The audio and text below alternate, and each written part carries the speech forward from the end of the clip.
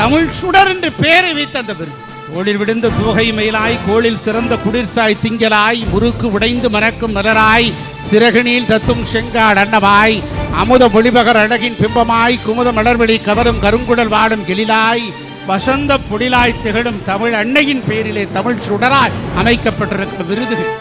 ஒரு எலக்ட்ரானின் ஓட்டத்தை போல, எக்ஸ்ரேவின் தனி பார்வையை போல, பால் முருகனின் புன்புருவலை போல, பாதரசத்தின் பலபரப்பை போல, சீனத்தின் படம் ஞானத்தை போல, செந்தமிழின் மந்திர சொல்லை போல, ஜெயங்கொண்டானின் போர் பரணியை போல, சிலம்படையாடனின் காணர் வரியை போல, அருணகனின் ஆதனின் தமிழ் சந்தத்தை போல,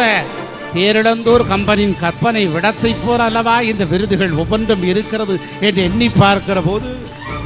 பெருமையோடு இருக்கிறது. இறை 1, இனம் 2, தமிழ் 3, திசை 4, புலன் 5, சுவை 6, சுரம் 7, திக்கெட்